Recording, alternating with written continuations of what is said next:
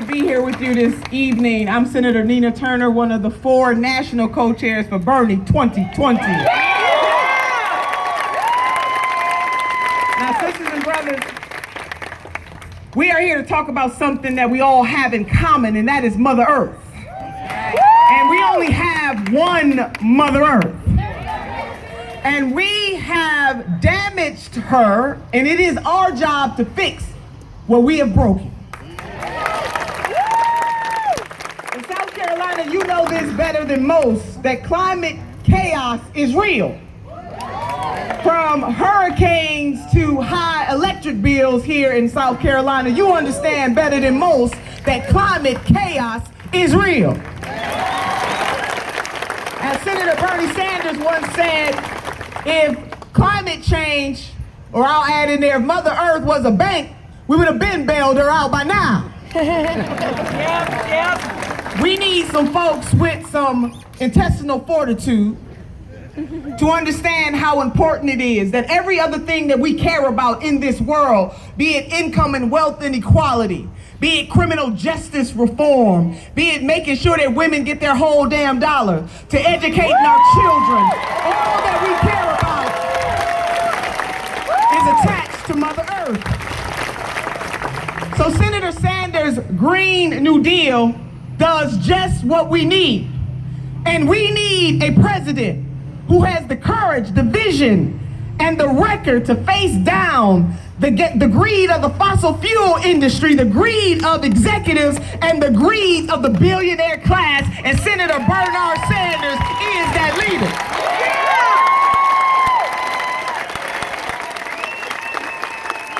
He will fix this rigged system. I mean, who has an anti-endorsement list? You must judge this leader by his haters. Can I get an amen? Amen. Judge Senator Bernie Sanders by his haters. Can I get an amen? Amen. He will turn this thing around. Amen. Amen. So sisters and brothers, will you join me? Put up one hand for yourself and one hand for somebody else, because we are all in this thing together. And with these hands, we will save Mother Earth. With these hands, we will save Mother Earth for ourselves and future generations. Hold them up. And with these hands, we will elect Senator Bernie Sanders, the next president of the United States of America.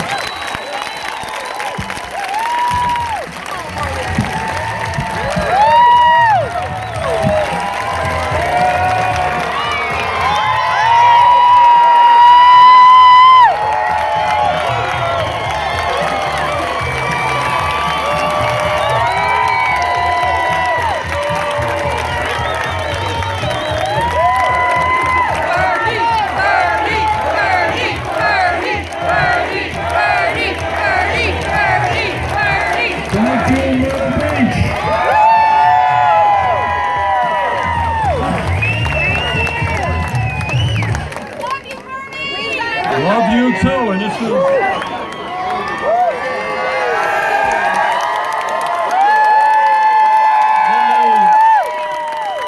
Let me thank Mal Hyman for his remarks. Let me thank Peg Howell for her remarks. Where'd Nina go? Nina here? I'm right here. No. Nina, sorry. Come on out here, Nina.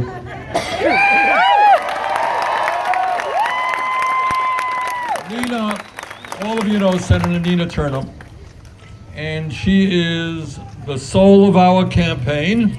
Thank you. She is the intellect of our campaign. She's the energy of our campaign. And she's the reason we're going to win right here in South Carolina.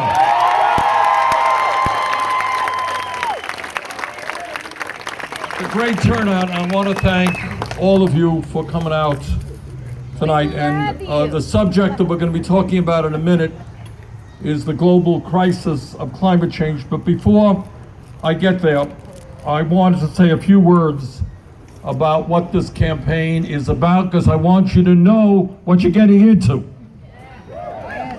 And what you are getting into is a campaign that I believe is going to win here in South Carolina. It is a campaign that is going to win the Democratic nomination. And it is a campaign with your help that is going to defeat the most dangerous president in the modern history of this country. But, see, that's what other candidates would say as well. Now I'm going to tell you why this campaign is different. Because I am going to ask for your help the day after we are inaugurated. Because the message of our campaign is us, not me. And what that means is that if we are serious, and we are, about not only defeating Trump, but transforming this country so that we have an economy and a government that works for all of us and not just the 1%. If we are going to do that, we need millions of people from coast to coast to stand up to the greed and the corruption of the corporate elite. And that is what this campaign is about. It's about understanding, and I'm the only candidate who will tell you this. It is understanding that no president, not Bernie Sanders or anybody else, can do it alone. Because the nature of the power structure of this country is that you have multinational corporations. You got Wall Street, you got the insurance companies, you got the pharmaceutical industry, you got the fossil fuel industry, you got the military industrial complex, you got the prison industrial complex, you got the entire 1%. And these guys have enormous wealth and they have enormous power. But at the end of the day, they are just 1%.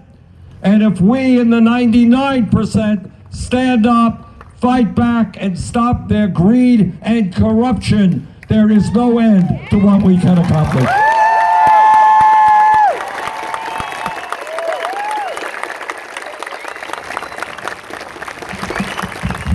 So what this campaign is about is dealing with issues that no other candidate will deal with.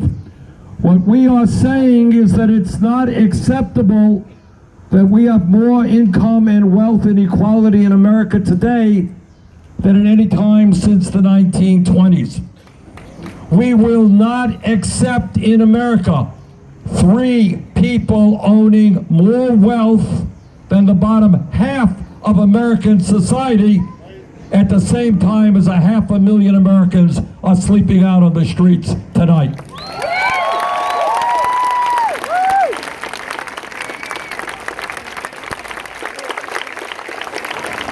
We will not accept a corrupt political system which allows billionaires to buy elections.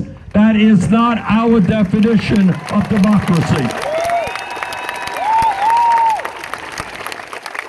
Our definition of democracy is 1 person, 1 vote, and we will put an end not only to Citizens United, but to voter suppression all across this country.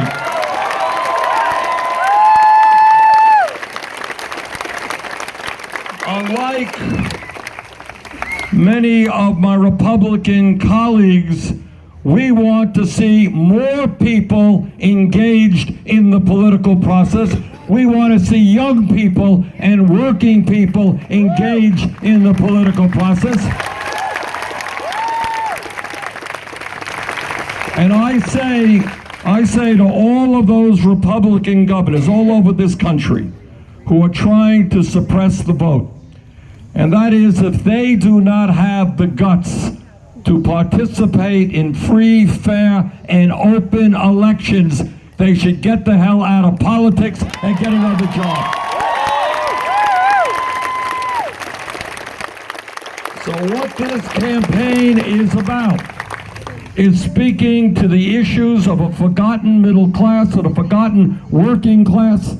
It is a campaign that is going to bring millions of young people into the political process.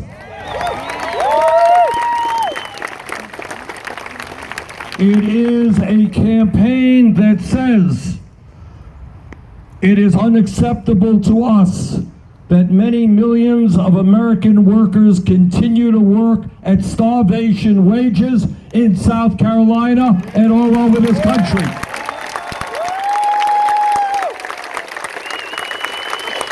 And let us be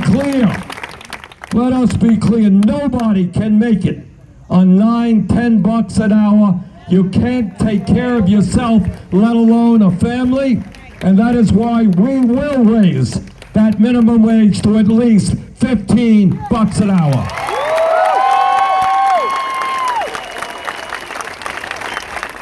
And we will end the absurdity of women making 80 cents on the dollar compared to men. And that ratio is even worse for minority women. Equal pay for equal work.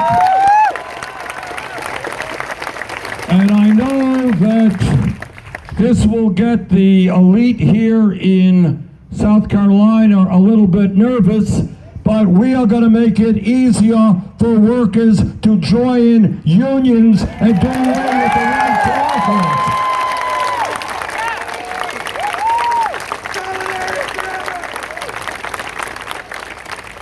And what we understand that in the year 2019, the year 2020, it is very hard for young people or anybody to make it into the middle class unless they have a decent education.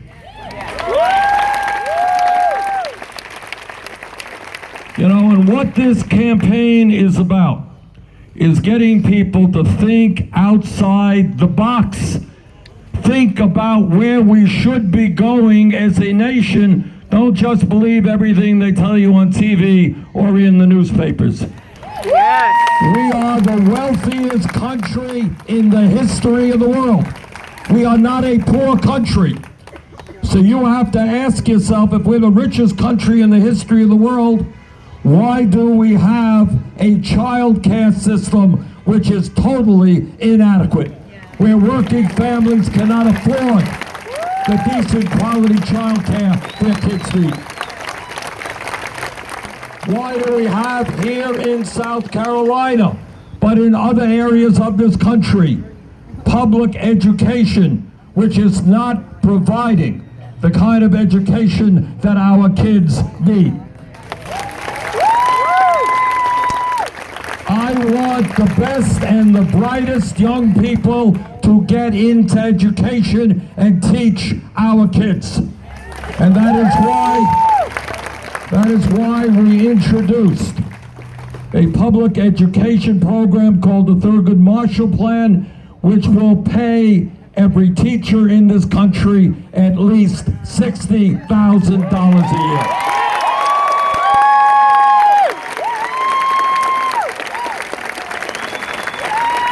And that is why we are going to make public colleges and universities tuition free. And we are going to cancel all student debt in this country.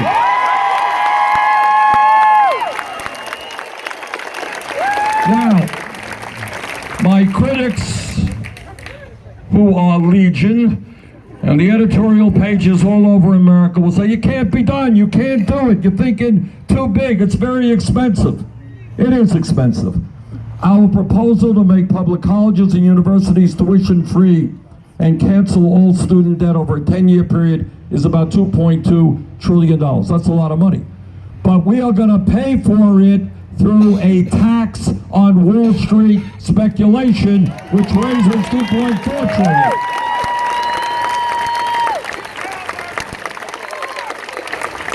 And what we have got to be thinking about, we got to be asking ourselves, how come it is okay to bail out the crooks on Wall Street 11 years ago who nearly destroyed our economy? How come it is okay under Trump and his friends to give well over $1 trillion in tax breaks to the top 1% and large profitable corporations, if we could bail out Wall Street and give tax breaks to billionaires, we could cancel all student debt in this country.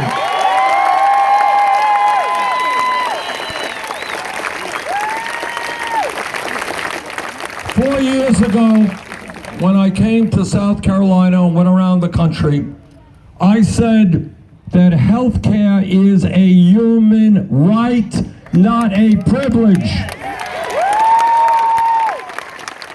And I said it's a little bit crazy that America is the only major country on earth not to guarantee health care to all people. And 4 years ago, I was told that that was just a radical idea. Something could ever happen. Well, you take a look at the last polls that have been out there. Poll after poll after poll shows that the American people understand that the current healthcare system is dysfunctional. We got 87 million people uninsured or underinsured. We got 30,000 people dying every year because they don't go to a doctor when they should. We got 500,000 people going bankrupt because they've been diagnosed with cancer or heart disease or Alzheimer's disease. In America, you should not have to go bankrupt because you are seriously ill. That is disgraceful.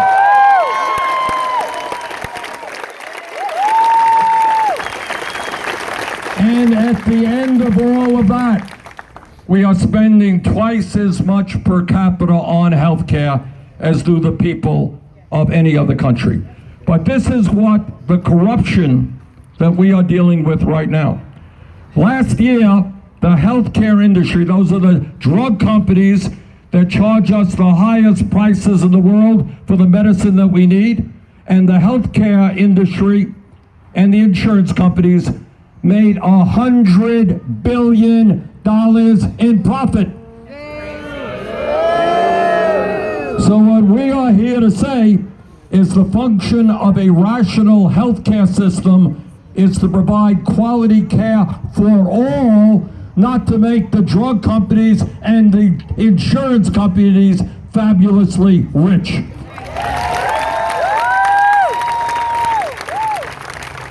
And that is why we will pass a Medicare for all single-payer system.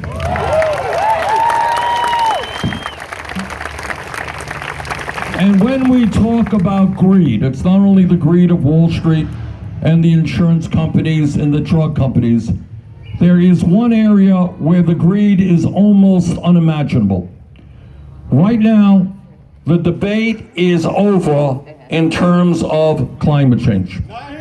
Scientists have told us loudly and clearly that climate change is real.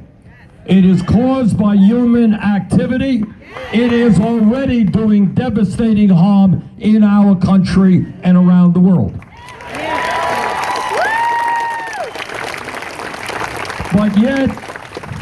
But yet, we have an industry, the fossil fuel industry, that makes tens of billions of dollars every single year producing a product that is destroying our planet.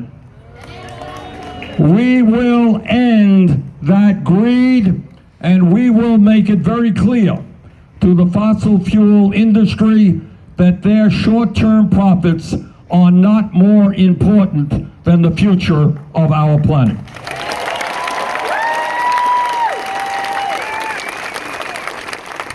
Now, Donald Trump thinks that climate change is a hoax.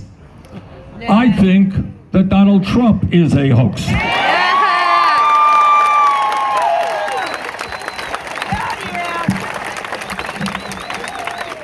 Because what the scientists have told us is that if we do not act boldly and aggressively, we will see more floods in the United States and around the world.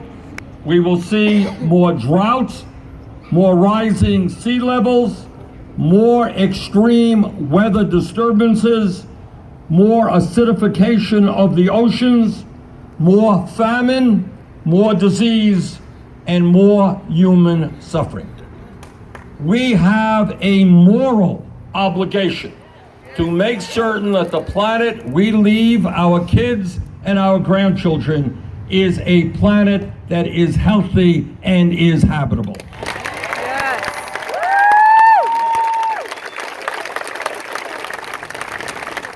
Now, my critics are telling me, they say, Bernie, the plan you released to combat climate change, which, by the way, is the most comprehensive plan ever released by anybody, and they say that that plan is expensive. And I say, you're right, it is expensive.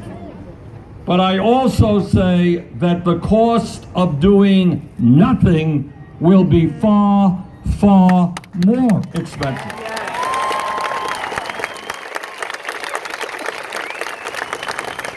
The economists have told us that the cost of inaction on climate change will cost some $69 trillion throughout the globe.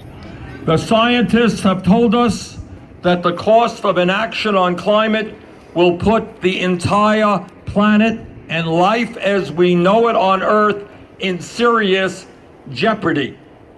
Because what we have been told is that if we do nothing, the effects of climate change will lead to the deaths of hundreds and hundreds of thousands of innocent men, women, and children across the globe every single year from factors such as malnutrition, heat stress, malaria, and other diseases. If we do nothing, which is the president's prescription for this crisis, if we do nothing, what we have been told is that the effects of climate change will throw over 100 million people throughout the world into extreme poverty. People will not have land to till their crops. They will not have drinking water to stay alive. If we do nothing, the World Bank has told us that the effects of climate change could result in the mass migration and displacement of more than 140 million people throughout the world by 2050. What that means is when people don't have food, they don't have water, they're going to pick up, they're going to leave, they're going to go into somebody else's area. And when that happens, what the Department of Defense and the other intelligence agencies tell us, that is a recipe for international crisis. According to a recent report, 500 million people throughout the world already live in places that are turning into deserts, where the soil is being lost up to 100 times faster than it is forming. If we do nothing, the CIA and the other intelligence agencies have warned us that the effect of heat waves, droughts, and floods substantially increase the risk of war. Donald Trump says that climate change is not a serious issue. Well, let me respectfully disagree with our all-genius president, who has recently told us that he knows a great deal about the environment as well as everything else. So I say to the president, this last June and July were the warmest months in history, in recorded history. In fact, the last 5 years were the warmest on record. The Centers for Disease Control has found that as a result of extreme heat events, quote, the most prominent cause of weather-related human mortality in the U.S., that's what heat waves are, responsible for more deaths annually than hurricanes, lightning, tornadoes, floods, and earthquakes combined. In other words, as the planet becomes warmer, people, especially the elderly and the children, will be vulnerable to to disease and stroke as a result of those heat waves. Right here in South Carolina, more than 160,000 people are already vulnerable to extreme heat. If we do not get our act together, the number of dangerously hot days here in South Carolina, where the heat index is 100 degrees or higher, is estimated to jump from 14 days a year to 64 days a year in 2050 and 97 days a year by the end of the century. And that is obviously not only a danger for human health, it will have a very significant impact on agriculture here in South Carolina and all over the country. What would it be like to live in a state where it feels like it is over 100 degrees outside for more than 3 months out of the year? Today, the people of South Carolina already spend more on electric bills. That true? You guys paying a lot in electricity? Yeah. All right, you spend more per household than any other state in the country because you have to keep your air conditioners running and running and running. Well, when you get more and more 100-degree days, that is going to be more and more expensive electricity. How much more will South Carolinians have to pay in electric bills if the temperature outside feels like 100 degrees or higher for more than 2 or 3 months a year? How many people will die because they cannot afford to turn on their air conditioner? And let me tell you something about rising sea levels. The EPA has warned that, quote, if the oceans and atmosphere continue to warm, the sea level is likely to rise 1 to 4 feet in the next century along the coast of South Carolina. You got that?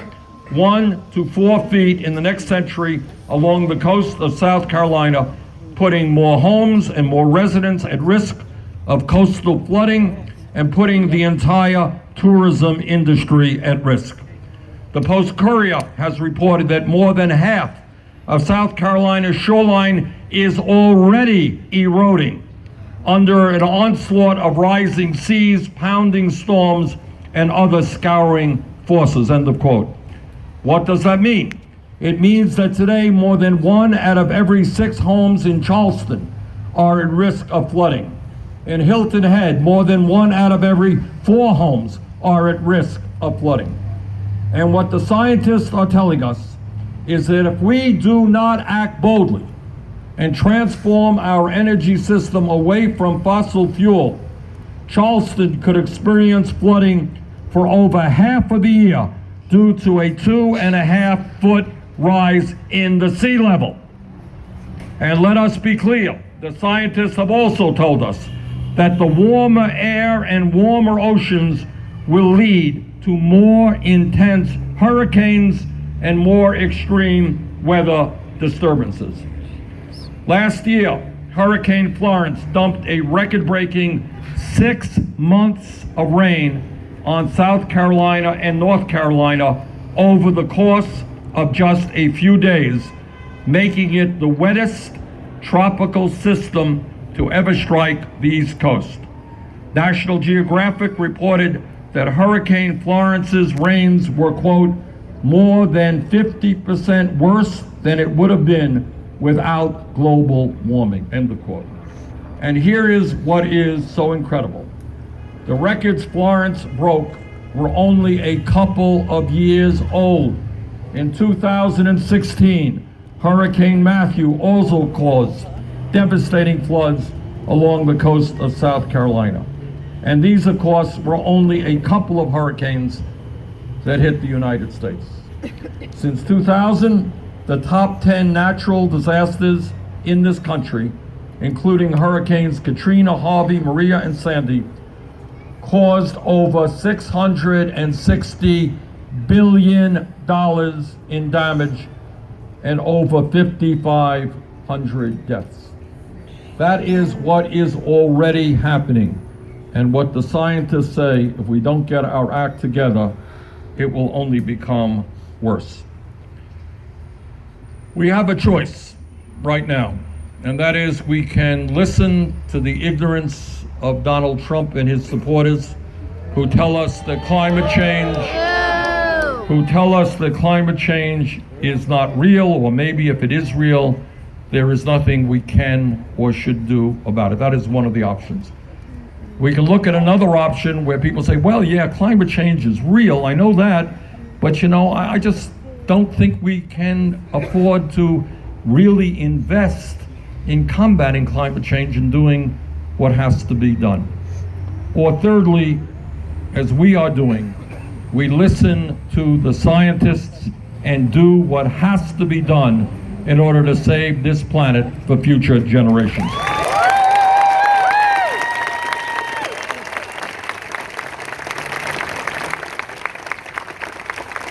The plan that I have introduced is the most comprehensive climate change platform of any candidate who has ever run for President of the United States. Under our plan, we will transform our energy system away from fossil fuels and towards energy efficiency and renewable sources of energy. And we will pay for it. We will pay for it by eliminating fossil fuel subsidies and making big oil companies pay their fair share of taxes.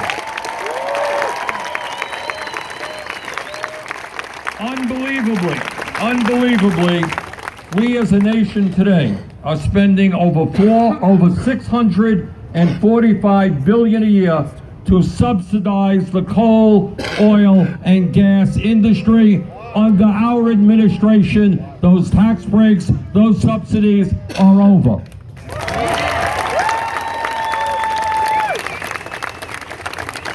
Last year, as a result of Trump's tax giveaway to the wealthy, not only did 24 fossil fuel companies pay nothing in federal income taxes, they actually received a $2 billion tax refund from the IRS after making $38 billion in profits.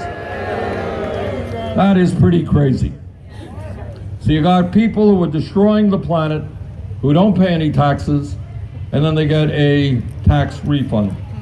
Under our administration, we are going to do exactly the opposite. We will end those tax giveaways and subsidies and substantially raise taxes on the companies that are destroying our planet.